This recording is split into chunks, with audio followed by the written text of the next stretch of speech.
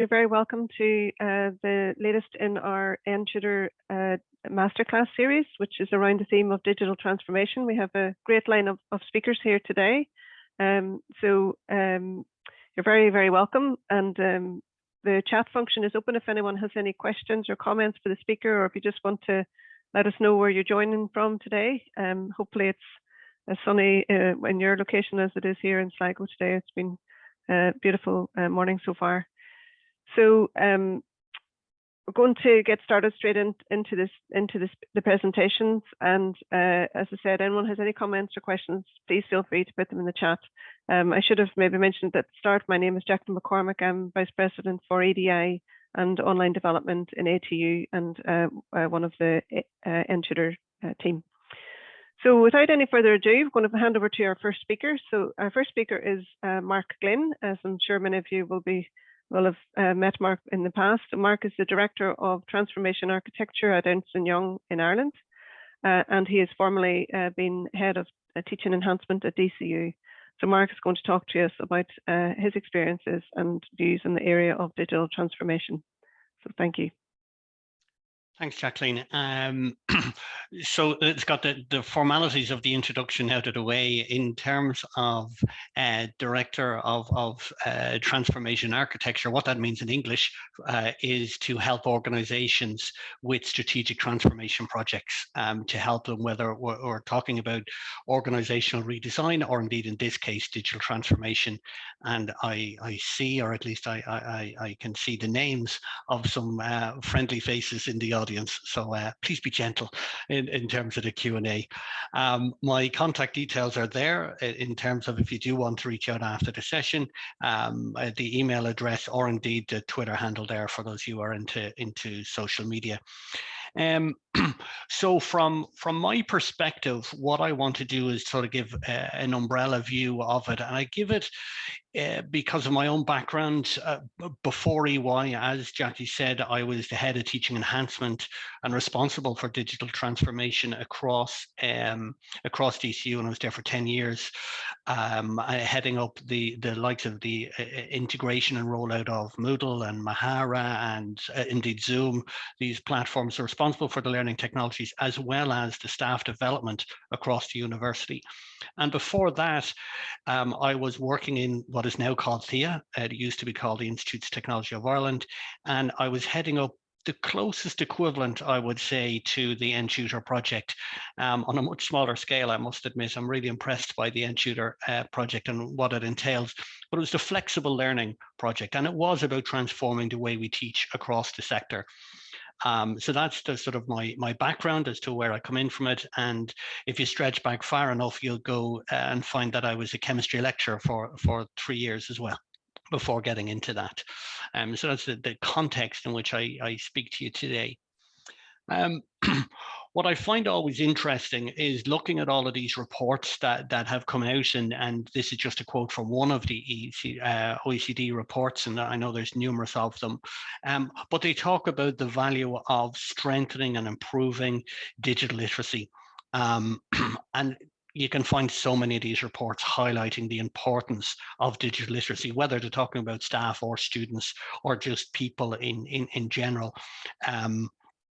And another aspect that's interesting to me is these reports have been coming out for year after year after year, all saying the same thing. And the challenge is, well, how do we actually do that? How do we make that impactful? And for me, the transformation, we have tons of experience in the transformation, but the transformation always revolves around people. From our point of view, just looking at it from EY and education, we have done transformation projects pretty much all over the world, and there's just a snapshot of it. But every single one of these, whether you're talking about the digital strategies over in the US universities, or the projects in Australia to Ireland to the UK to everywhere, the key aspect to all of these is having the human at the center. And focusing on whether you call it the what's in it for me, or how does that impact the individual, whatever angle you want to take on it, you have that humans at the center. And we've done a ton of research on that just to sort of prove our point, because we've done all these transformational projects. We've done a ton of research on it, and we partnered up with Oxford University to do some research, and we interviewed 900 leaders across multiple sectors, but 900 leaders that were involved in transformation projects, some as big as the N-TUTOR and some smaller. But overwhelmingly, they came up with the same sort of responses. We said, what was the key to the success? What were the levers that you can engage with across the projects? And they came up with these 6 levers, and some will apply to N-TUTORs and others won't, but hopefully there, by you getting the opportunity to read through some of these, they'll resonate with you. The one that jumps off the page at me is to care, is to give the staff the psychological safety that they're allowed to experiment. They're allowed to step outside their comfort zone. In some cases, it may be a case of reassuring staff, you're not going to lose your job just because you're using this technology, or just because the technology is moving in this direction. I remember from my time in IOTI with the Flexible Learning Project, and talking about recording webinars and making videos for lectures. And lecturers had, and probably still do, genuine concerns. Does that mean I won't have a job next year and you'll just replace me with a video? If you can be replaced with a video, you really should be. You are so much more than that. I think you're underselling yourself, underselling your expertise and the influence that you will have as a teacher, as an educator.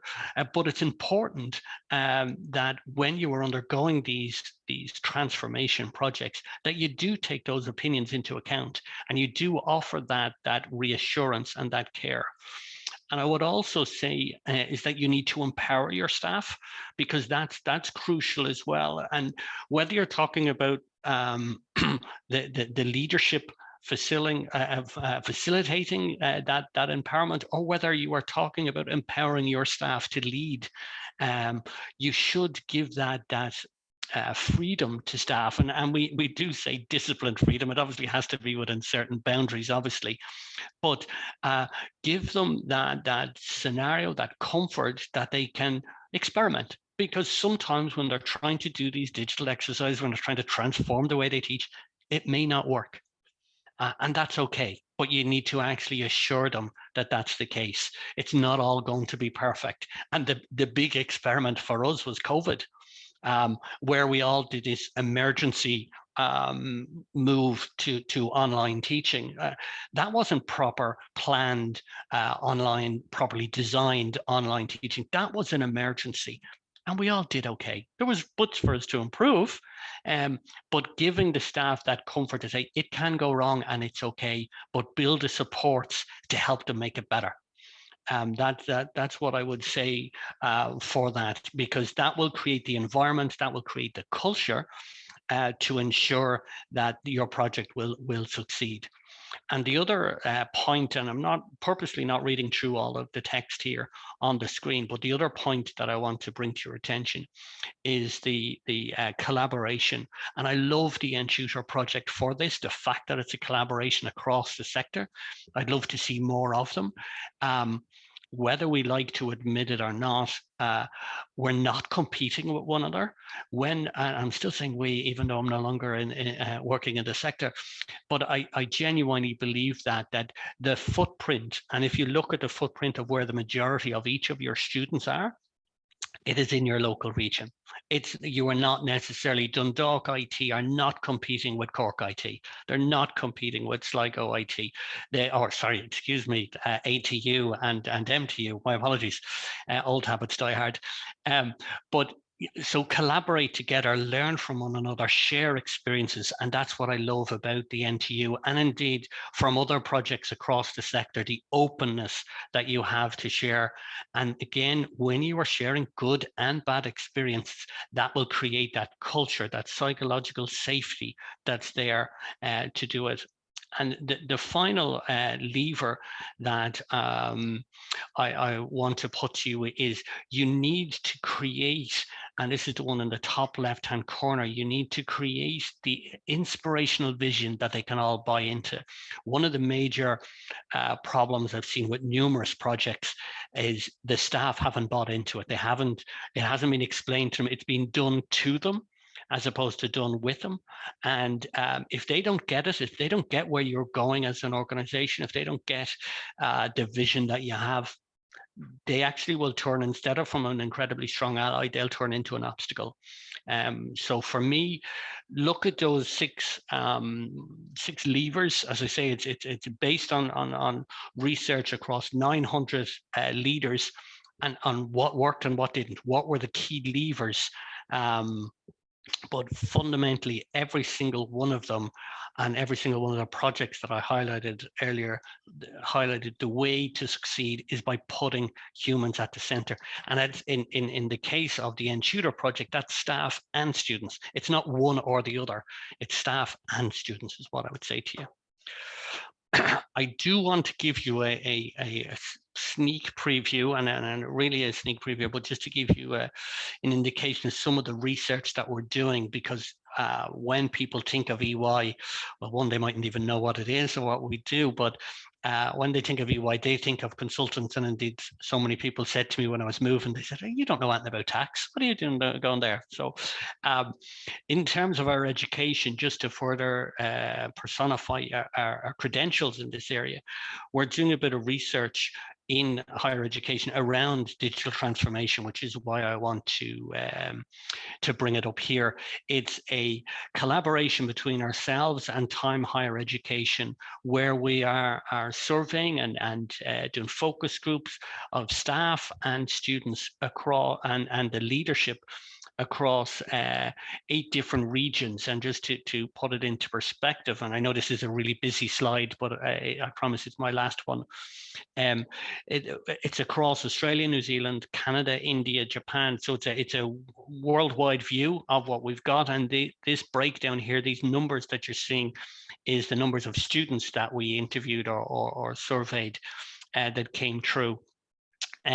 But we also, as I say, interviewed staff, and we interviewed leaders within the institution as well. And indeed, 2 Irish institutions came through, and I do see people from those institutions here, so I won't embarrass them by it.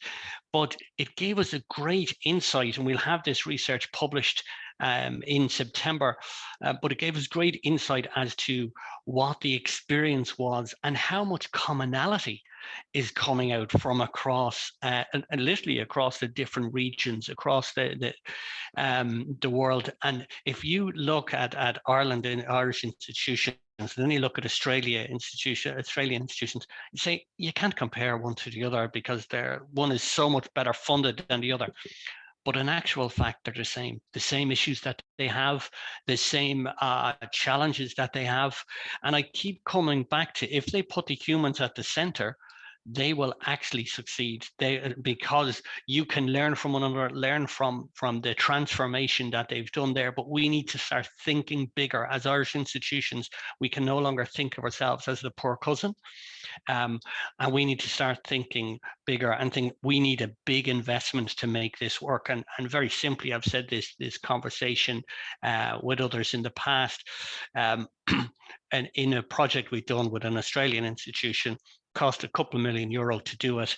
But they were able to equate that, well, if I end up, each student is worth 12,000 euros to us. So if we save 185 students, we've made our money.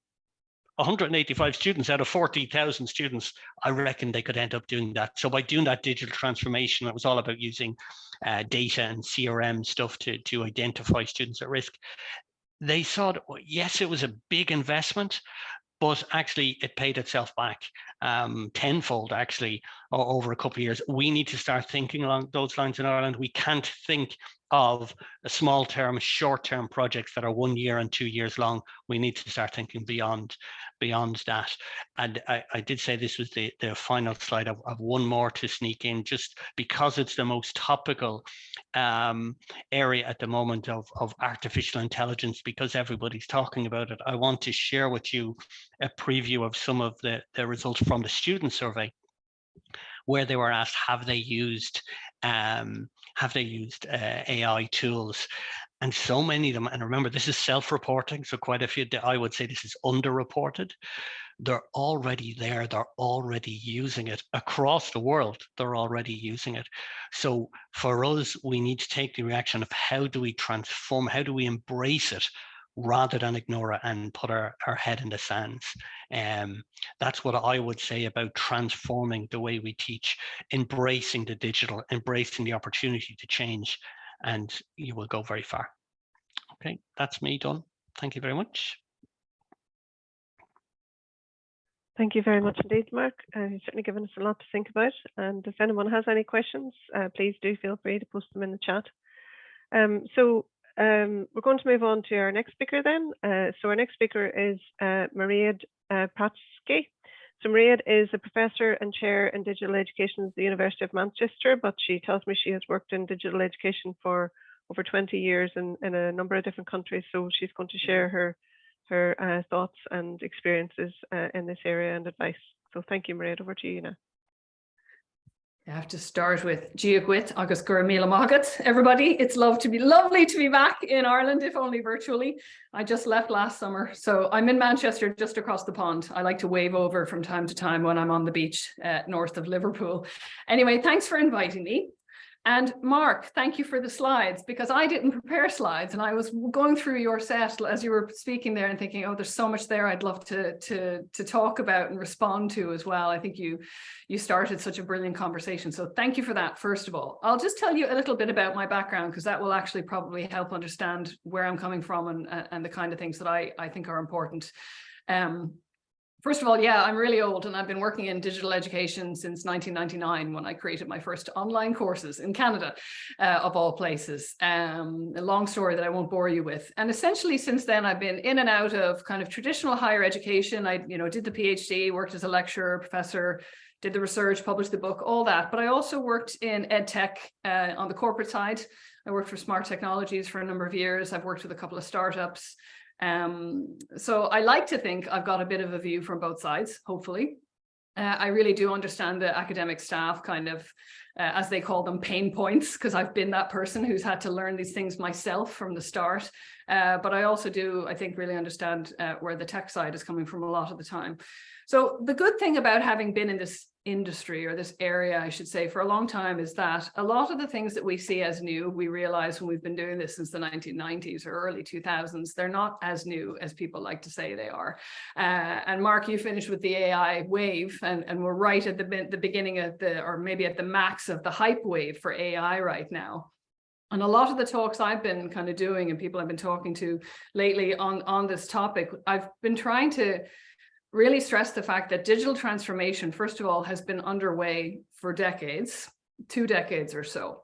And that while we are really at the point now where people are starting to really get that this has to be rolled out and this has to be integrated into what we do, we actually do have the foundations to build on. And if you want to go into really kind of ed tech and higher ed jargon, I present it usually as the case of, we are now in the process, and in Ireland, you know this, you have the Education 4.0 project, and you've had it for a couple of years now, I know. But when I talk to people about digital transformation and where we are in higher ed, I make the point that we actually we've started with Web 2, in the 1990s and early 2000s. We went from Web 2 to Web 3 to Web 4. We've gone through the digital technologies, digital networks, all of that kind of wave of innovation. And now essentially what's happening is we've had a period of upset a couple of years ago where we had COVID, and all of a sudden people who had not been remotely involved in this kind of wave of innovation of digital transformation, which had already been happening in online learning, in blended learning, in digital education for a long time. But if they hadn't noticed, they were forced to pay attention really when COVID hit. And as Mark said, that was really emergency online learning. that was not digital education well designed for, face-to-face and blended and campus and, variety of flexible experiences. So I think what I've seen in recent years is, on the one hand, kind of an acceptance of the fact that we have to integrate the learnings from that period, but also at the same time, a little bit of a pushback from some institutions in some areas, some more than others, and a little bit of a desire to do this back to normal, whatever normal is anymore. So there's still a little bit of resistance, and I feel it, and I see it around in various places. So I don't know that everyone is quite as on board as we would like them to be. I thought that graph with all of the people from the different countries and the information across the world was really interesting too. And I recognize that, in places like Ireland, the UK, Canada, the US, Singapore, UAE, places like that, people are very much on board, and they're very, kind of advanced tech countries, but we have an awful lot to do in terms of digital divides, both on our campuses and in the world at large, of course. But in terms of our campus itself, I think what we really need to do right now is take this moment that is the AI moment and use it to make the point to anyone who is still a little bit reluctant that this is really the moment where we have to jump in and we have to integrate all of the learning that we have from 2 decades of experimenting, of coming up with evidence-based digital pedagogies, the kinds of frameworks and tools and learning design approaches that we know work because we've been using them in digital education for 2 decades. And that if we take those and we integrate them in all kinds of delivery, we will actually do very well in terms of moving ahead in a less kind of online emergency fashion than we saw during COVID. So that's the first kind of major point. It's just that this is not as new as it sometimes feels. It's more like a really long trajectory that we feel build at certain moments. COVID was one, now is another with AI. But just to go back in time to the mid-early 2000s, I remember when the MOOC wave started, and I'm sure many of you on the call remember this too. And I remember all of the hoopla and the panic over, quote unquote, bricks and mortar institutions being about to be, finished. We would all be doing massive online open courses and nobody would be going to college anymore. And of course, that's not what happened. That's not what happened at all. But it's a great example of innovation happening in one space. In that sense, it was online. It was usually professional learners. But really a lot of digital innovation happening in that space over a number of years that was quite separate to college and university education. And now we've seen, for example, in the EU, we've got the micro-credentials framework. We've got all of this work that's going on that's kind of framing a lot of the delivery and the creation of flexible, blended, online, human-centered, all of that stuff, putting it together in a framework that it has taken us literally 15 years to come to. And it's great that we're at that point. But again, I make this point just to say, we've been working on micro-credentials, professional learning, digital education in those spaces for 15 odd years. So again, there's learning to take and there's learning to build on and there's frameworks to use from where we were before. So just to say that really that this is not brand new. I suppose that's really the main point I wanted to bring, and I'm happy to take questions about this kind of long view that I tend to take on it. The other side is that yes, we are at the beginning of a very impressively steep wave of innovation right now. And those of you who do entrepreneurial studies or look at it from the business innovation side, you'll be very familiar with things like the 5th wave of innovation, and this is the so-called 6th wave of innovation. This is the 6th wave where we are now ushering a new era of the so-called symbiotic web, which means human-computer integration or collaboration to whatever extent we decide we want to do that. And we're seeing it very dramatically with AI, of course. And we're seeing it in some impressive and sometimes quite scary media stories. But really what we're seeing is, again, this deepening integration, but now using these Web 4.0 type technologies. So I think, as Mark said, our challenge is really to make sure that what we do going forward is human-centered. And as I said, I would add uses the frameworks and the background and the evidence-based research that we have from these decades of work. Take the learnings that we have from before, but really figure out how to apply them in a way that is going to work for us. And from my own perspective, I think that the digital learning design that we have from those 2 decades is something I don't see a lot of educational institutions making as much of as they could be. And this is where I really think that we are going to feel either the benefit or not. So I think for anyone who's listening and watching who isn't maybe up on digital learning design, instructional design, my advice would be, build that capacity as well. Because the truth of the matter is, most institutions have, a team of learning designers, or they might have a team of learning technologists, but they don't usually have enough capacity in the academic staff to do that themselves. And I think if we can change that over the next few years, that will be the so-called game changer. That's the capacity building that I think we need to build in academic staff as well. Because the truth of the matter is we don't have the resources to have one-on-one consultations with everybody on every single course. But if we can start to do that, that will be one area where I think we'll see a lot of benefits. And the other side of that is, here's where AI is really going to be helpful. One of the top 3 areas where the experts are saying that AI is making itself felt is learning experience. So that doesn't mean just things like recruitment and enrollment and all these areas that AI is already being used, but it means learning experience design. It means figuring out how and where to use AI, not just in the classroom to talk about things like responsible AI and ethical AI and all of these really critical topics, but also how to figure it out, how to use it in your own workflow. If you're a professor or an instructor or a lecturer, how can you use it to serve you better? And we all know, anyone who's been working in digital education, the one thing we don't want to do is design our courses and then plop on the tech at the end. That's the opposite of what we need to be doing as people who understand digital education. So I think these are conversations that need to happen in every institution, is really talking about, the frameworks we already understand that we have in place, the teams we already have that are experts in this field, and figure out how can you roll that expertise out in your institution, using the strong basis that most institutions already have, using AI as much as you can to maybe lighten the load in areas that are being talked about a lot, in terms of efficiencies, etc.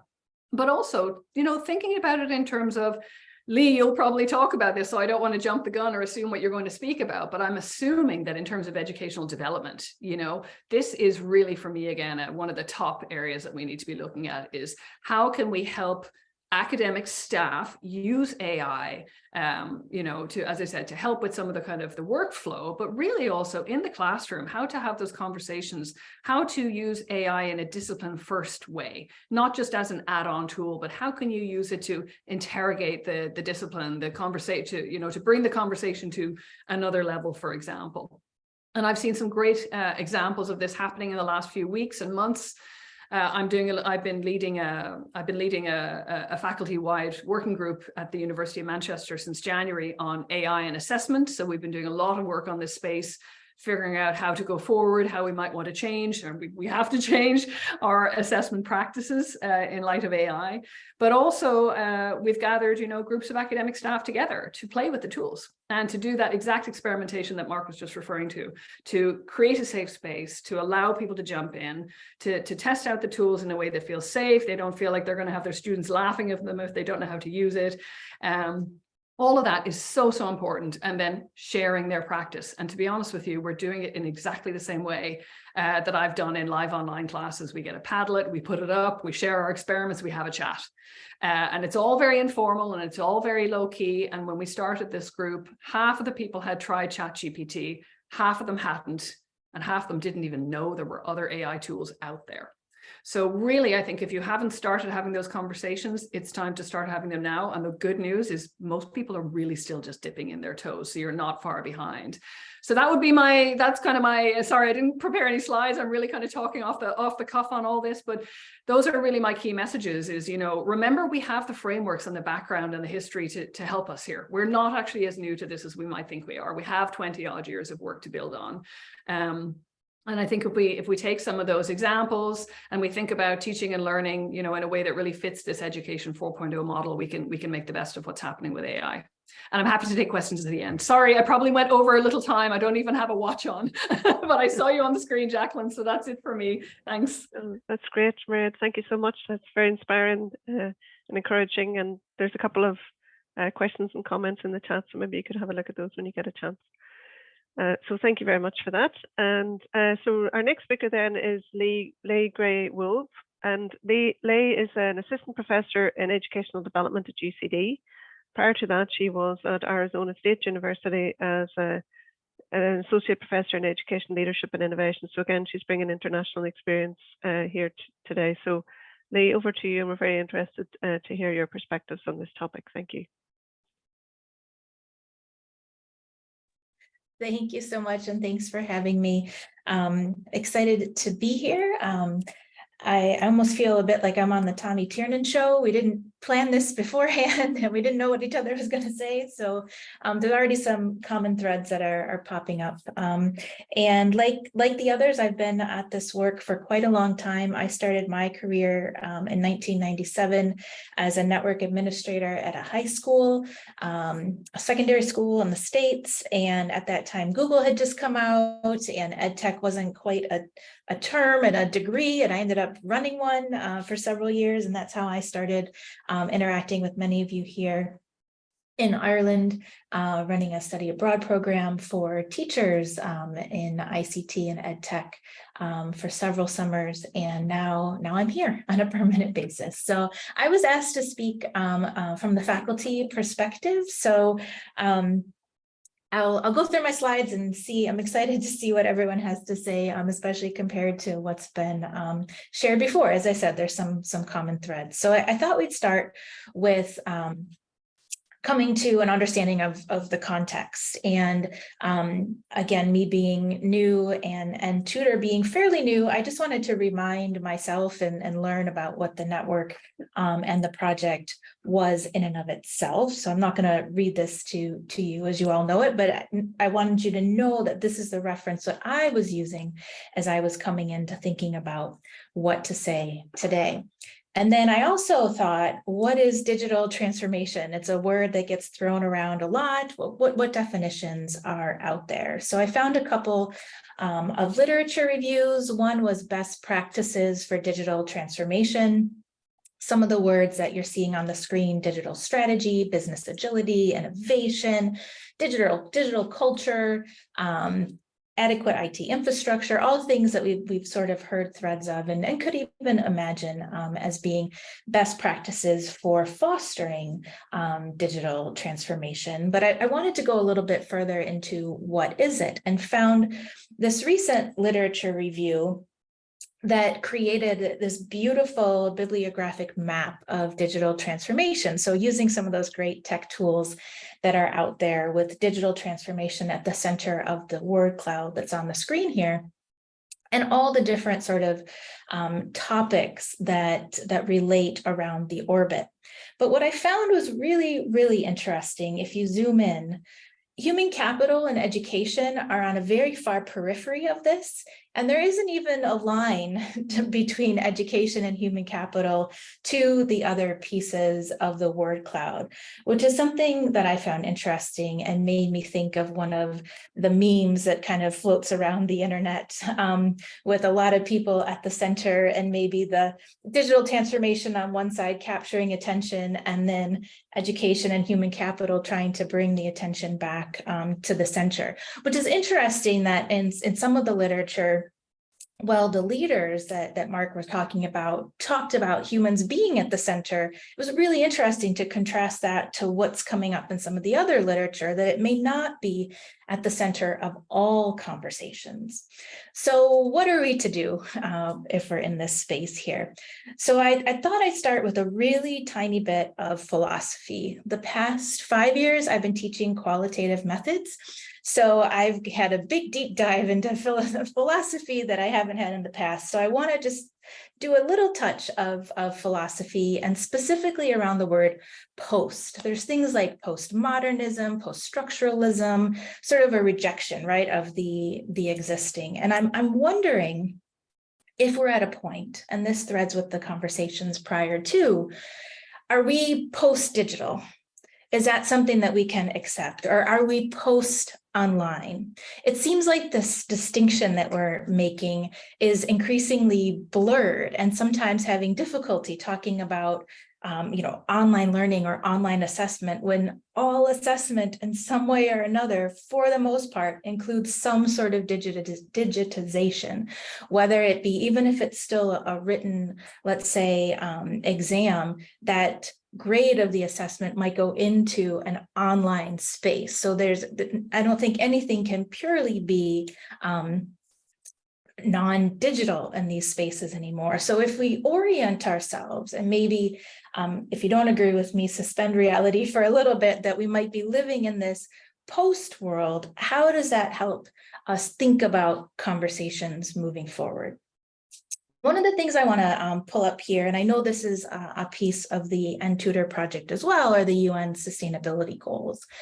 And one that we've been focused on here at UCD looking at as well is, as many of you are as well, is sustainability goal number 4, quality education. And as I've started to look and look at that literature, I'm seeing a lot about sustainability in an environmental sense, but I'm wondering if we have a way of looking at that, again, from that faculty educational development lens, of what sort of sustainable teaching and learning practices do we have, or can we further develop? And you've heard traces of these in the conversations before as well, looking for patterns of the way that we are teaching.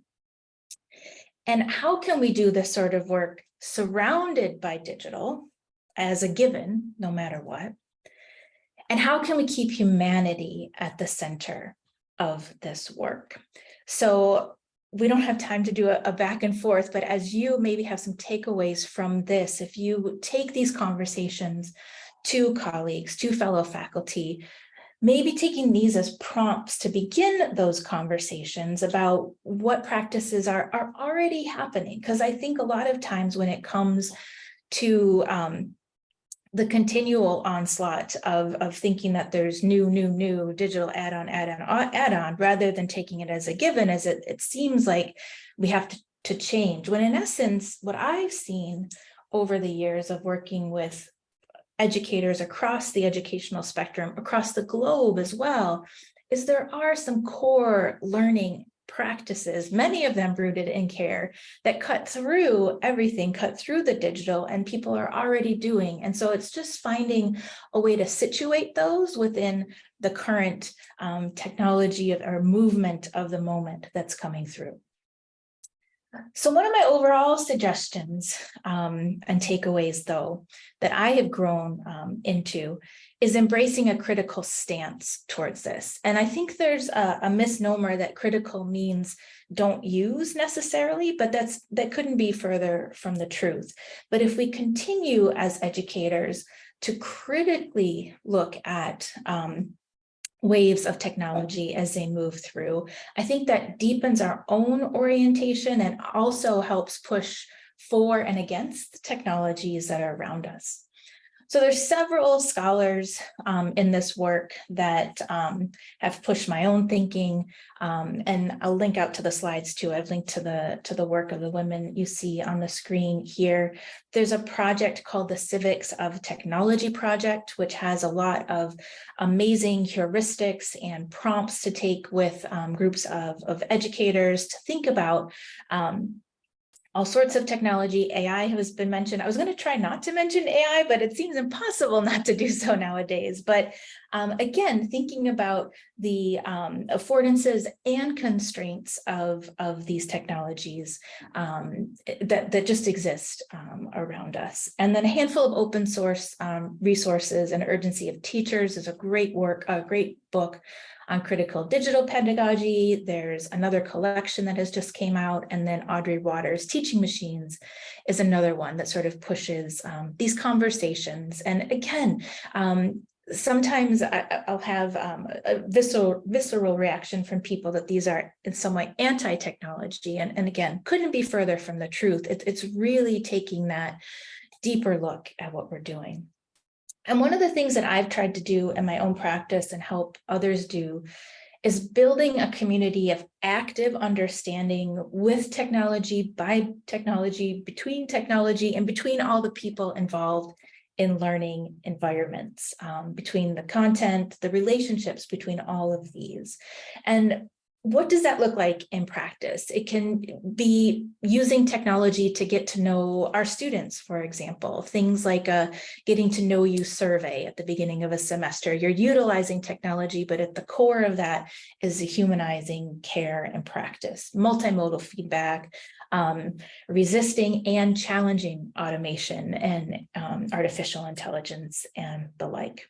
So in the last minute here, I just want to reverse back to take a quick look back at some of the beginning slides and thinking then, kind of leaving you with the challenge and the prompt of how can we take these things that are on the periphery sometimes of conversations that are entrenched in technology, and how can we continue to move that human capital and education focus to the center.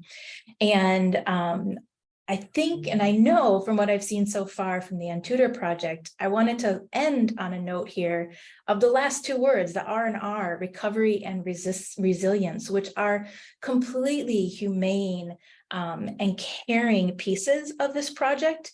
And sometimes with acronyms, they can get lost. So let's keep that at the forefront too, as the project continues, as we all continue to transform our environments. Thank you. Thank you so much, Leigh. It's great to see that perspective. There's quite a different approach, and I've put a link into the chat to that project that you mentioned there. But again, if you can keep an eye on the chat, if anybody else has any comments or questions, that would be great as well. So thank you. And last but by no means least, our final speaker today is Cormac Allen. So Cormac is the Digital Campus Lead for the N-TUTOR project in TU Dublin. And prior to that, he was the head of architectural technology at the TU Dublin School of Architecture and Building Environment. So over to you now, Cormac. Thank you. Thank you, Jacqueline. I assume you can hear me and you can see my screen. Yes, we can. Yes. Okay, so so my presentation is very much a nuts and bolts presentation, giving you some kind of technical details on a range of programs that we developed, one building on top of the other in a process of evolution and adaptation.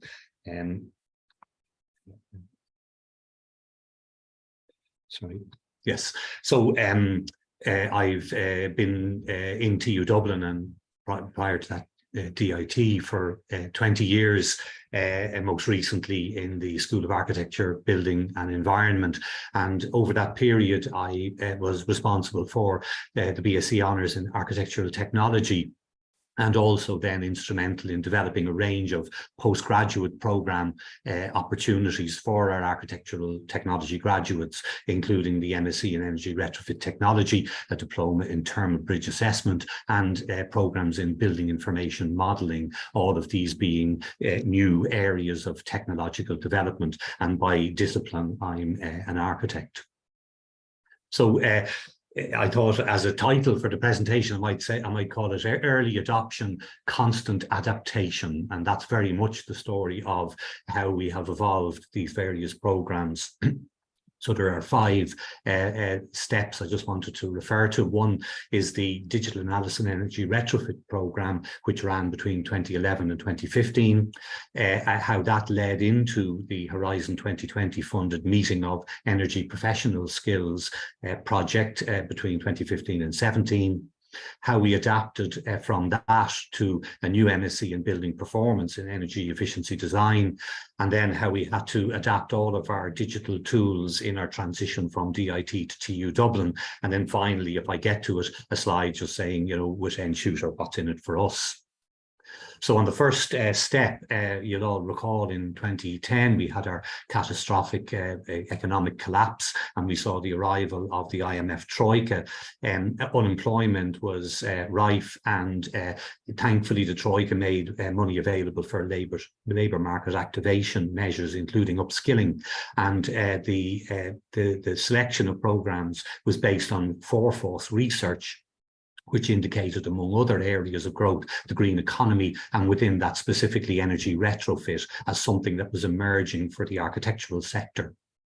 We were at the time, by chance, doing a community project with Dublin City Council in Verscoil Court, where we were looking at retrofit energy design, and we had some insights into the emerging technology of BIM.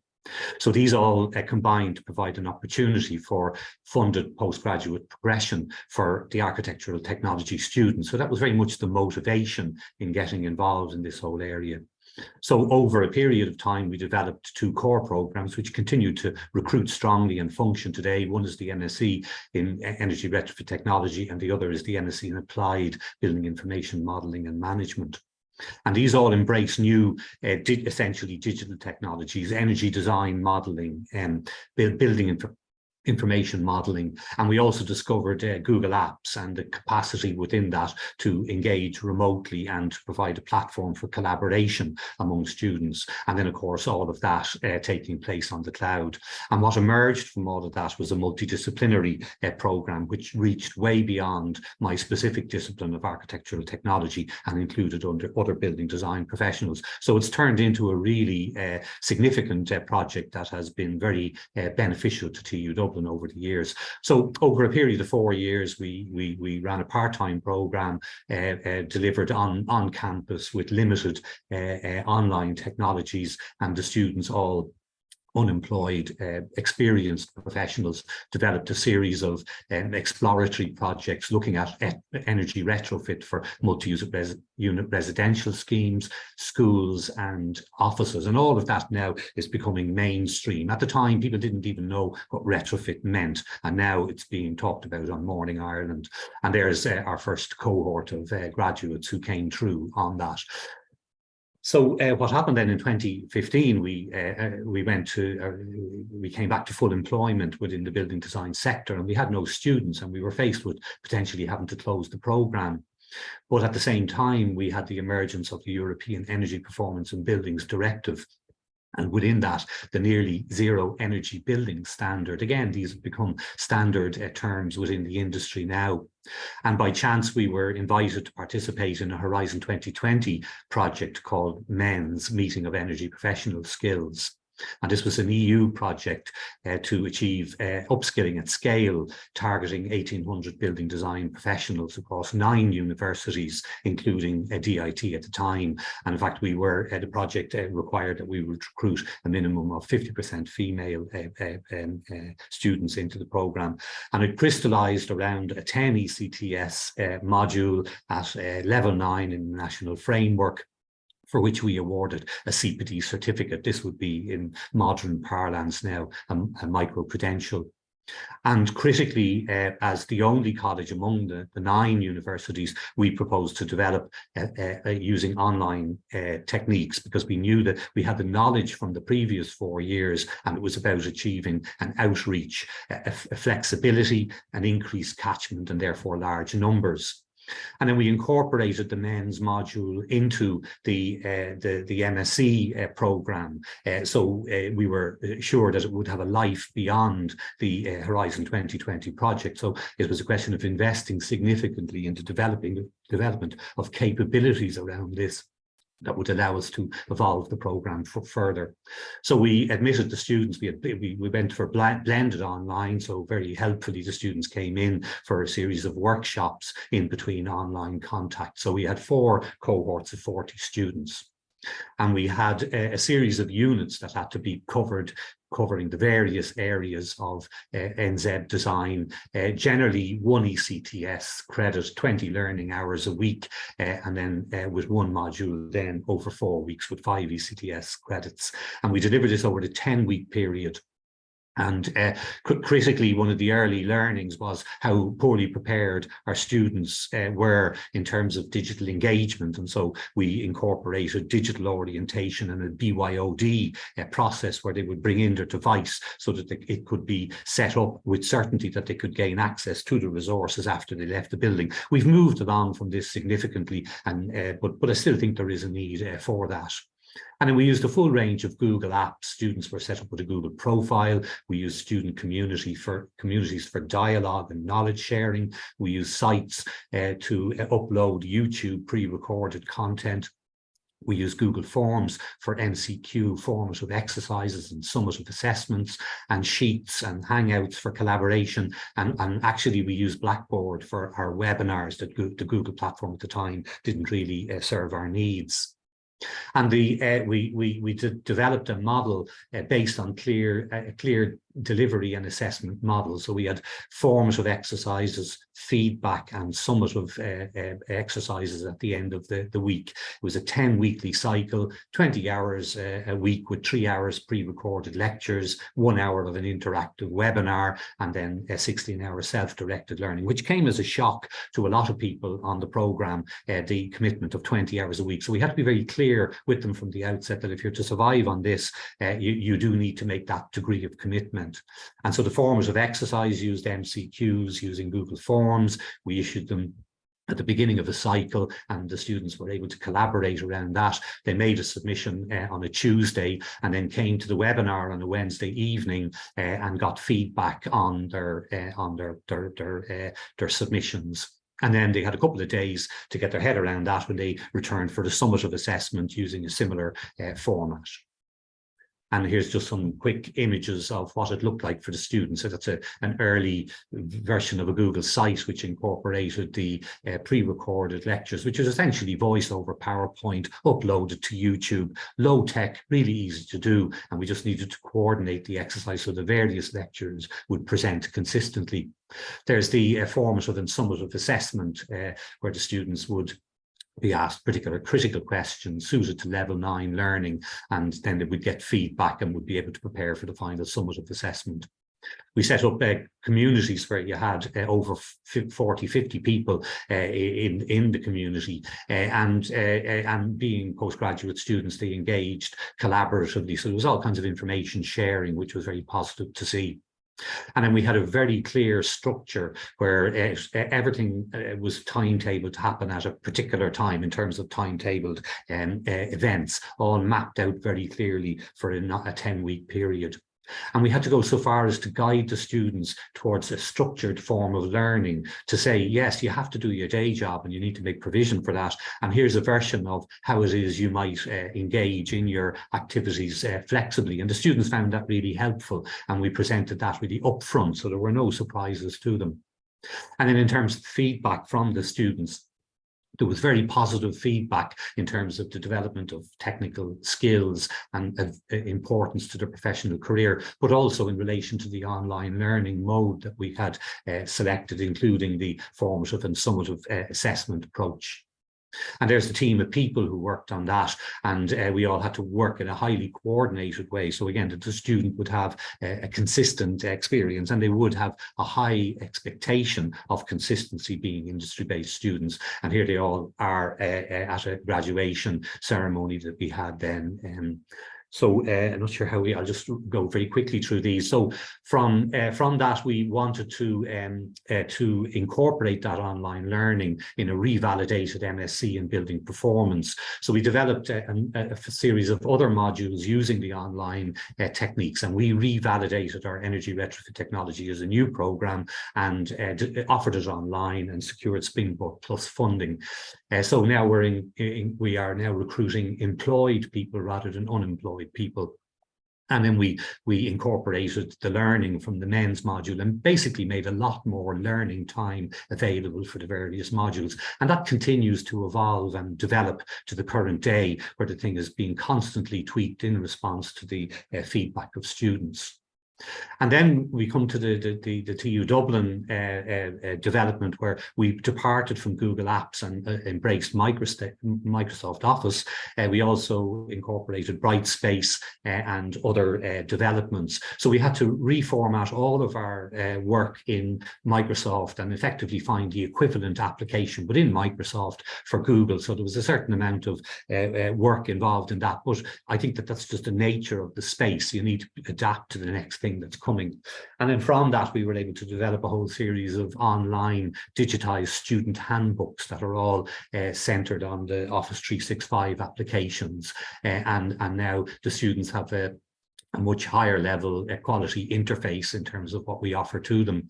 And then so finally, what's in it for us in terms of N-TUTOR? So I'm new to the role, and I was very attracted by the project because of all that it said and spoke to in terms of my own experience about the opportunities within what we had done, and also the things that we needed to do. So things like micro-credentials, digital backpack community of practice. These are all really exciting opportunities that need to be approached at a strategic level to underpin what it is we're doing. And then in my own area of the digital ecosystems, you know, the idea of having e-proctored assessment and digital examinations is fantastic. And then particularly the provision of those, that hardware, if you like, the high flex provision, media delivery spaces where people can go and deliver their content, and also particularly media production hubs where they can go and gain access to the best of technology, and fundamentally then training opportunities. And as everybody has said, this is a cultural project more so than it is a technical project. We have everything that we need.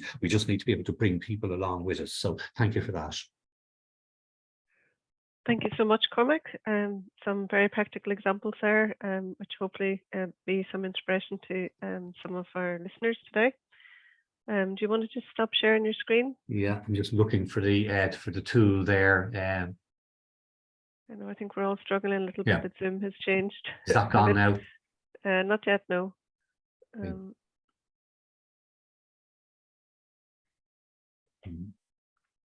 That's great. No, sorry. Okay, great. Thank you. So thank you so much to all of our speakers. Lots of food for thought there. You've certainly given us plenty to think about. Are there any kind of final comments that any of you want to make in relation to maybe some of the things that have come up in the chat? Mark, maybe I'll go to you first. Yeah, thanks, Jackie. So for me, there's a good few points that came out, and there's a nice thread. Leigh, we'll take credit to say we actually planned this on purpose, but there was a nice thread between each one of the presentations, and I would look at it in terms of there's stuff done already. We can learn from one another. There's no point in reinventing the wheel, whether it's the bucket loads of research that Leigh had highlighted out, or whether it's the initiatives that Mairéad had mentioned about the micro-credentials and the MOOCs, building on all the stuff already. Don't reinvent the wheel.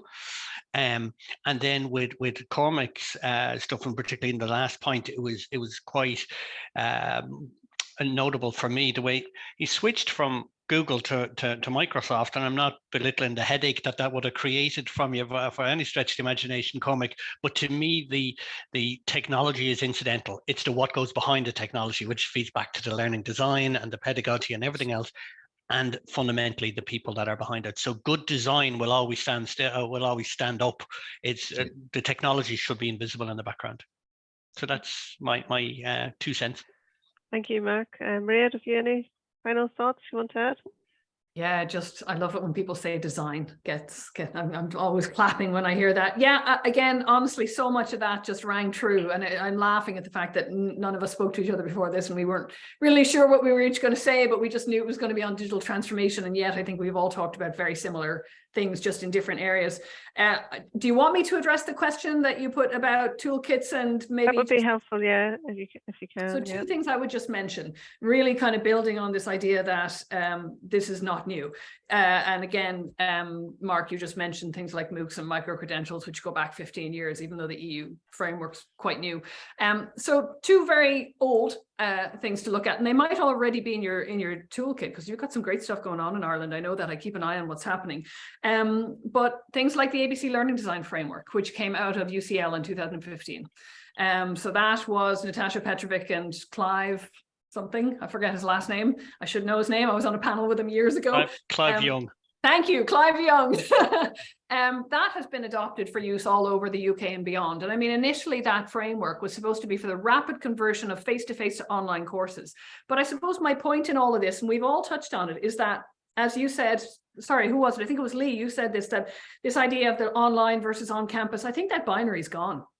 I think we are in an ecosystem now, and AI is really exaggerating that. And we need to pick whatever we need to use that will, whatever tools are appropriate. But it's really the design, as you said again there, Mark, as well. And Cormac, you showed it as well really nicely in a practical example. So that's one I would look at. And the other one I would say that's much older, but has really stood the test of time and is being used and tested in blended environments, is the Community of Inquiry Framework, which comes from Athabasca University in Northern Alberta. I lived in Alberta for 5 5 years. I know why online learning is strong. It snows a lot and it's a real pain to drive anywhere.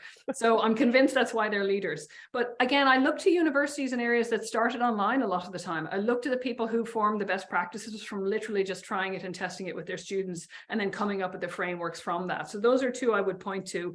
And just, I wanted very quickly to mention the student voice, because I think that was a super important point. I didn't mention it, but just in any plan you create, I mean, I'm a real fan of collaboration, co-creation. And I think if you're going to do design teamwork, and I think that is the best way to approach learning design, is to do it as a team, make sure you have student testers in there. And that is part of the community inquiry application when you start planning blended learning. So that was a very long, short comment. Oh, that's great, Mairéad, and I see that Noreen has kindly put in links to both of those things in the chat. I was just looking them up there as well, but she's beaten me to it, so that's great. And we certainly, if they're not already in the toolkit, we can certainly include those. That's great advice. So Leigh, just any final thoughts from yourself?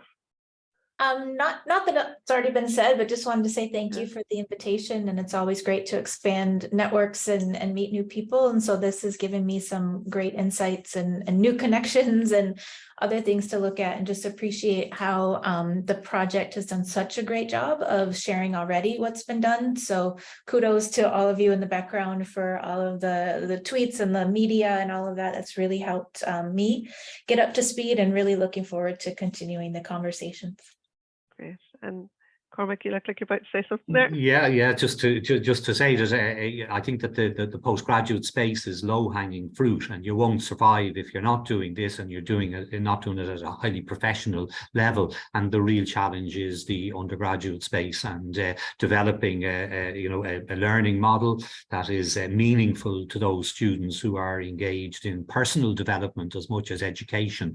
And I think that there's a danger now that we're post-COVID that people are falling in love again with all the tried and tested techniques and may be hesitant to engage. So the emergence of the N-TUTOR project is absolutely spot on, and we need to make the most of the next year and a half to make that visible to people on the ground, and for them to feel supported. Great. Okay, so Ellen, just checking that we haven't got anything left in the chat that we haven't addressed. You maybe just let us know if there's anything. Just one point actually there from Sharon earlier in the chat, had asked a question about how it can be difficult to recruit educational development staff. And was there any thoughts about how we can build capacity for staff in this area when they're so time poor? Thanks, Ellen. Maybe we'll give that Yeah, one to I you. saw that one. Sorry, I thought I tried to cover it a little bit with the design, but I've literally been struggling with this myself for the last few months, trying to figure out that exact thing, because you're dead right. That's the problem. There's no capacity and we need capacity.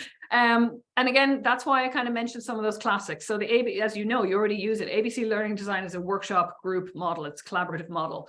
Community of inquiry is by definition a capacity building model, right? You start with your small group, you work in a team environment, and you kind of mentor out. And I love this kind of train the trainer approach to it. So I think first of all, like creating a network, digital or AI, teaching innovation network of some sort is really important. Get your kind of key champions or leads or whatever you want to call them, and teach each other in a sense as well. But I mean, I would, for example, if you're short on resources or time, bring in an expert consultant for a day or two. Have a talk about, generative AI informed learning design. For example, I think that should be the top workshop for everybody this autumn, is how to use generative AI in a learning design context. Do that for a half day for all your academic staff, and then go off and work in your groups together, test it out with students, talk about it with students. So those are kind of two of the three: the network, the GAI informed design, and also really, as you said, like student voice, I think is really, really key. So bringing students into it, and not assuming that we're educating them, let them educate us. I've seen some great webinars, and if any one of you, I'm talking to Ireland now, but if you're not aware, the University of Kent also has a great series on digital education, and they did one about a month ago on the student voice specifically. So if you haven't seen those, go and check that out. They're all on YouTube as well. And in fact, I think they have a new session coming up at 2:30 today. It might be on this afternoon, but there's definitely a recording on the student voice, and they brought students in talking about how they were using AI, and it really gives all of the academics kind of in the room an understanding of like what's really happening. So I would look at that too. Thank you very much, Mairéad. And maybe you could send us a link to that YouTube channel so we can circulate that right now for you and put it in your toolkit. Someone's already okay. do it. Oh, brilliant. Great. Thank you, Katrina, for that. Okay, so thank you so much to all of our speakers today. We had over 100 people in at the height of the presentation. It is recorded, so people can go back and watch it again. And we will be putting some of, we're working at the moment on the toolkit to help staff within the N-TUTOR project. So we will be including these things and the things that have come up in our other masterclasses. So again, a reminder that this is the last masterclass for this academic year, but we're planning to run some again in our next academic year. So if anyone has any suggestions for masterclasses around the area of sustainability, equality, diversity, inclusion, UDL, digital capacity and transformation, academic integrity and employability, those are the 6 key themes of the N-TUTOR project. So any suggestions around those are very, very welcome. And so just thank you so much for your time and preparing for the presentations to our speakers today. Thanks a million. It's certainly given us a lot to think about. And thank you, Kathy, for your help with organization. So have a good summer, everybody, and we'll see you again next academic year. Thank you. Thanks, everyone.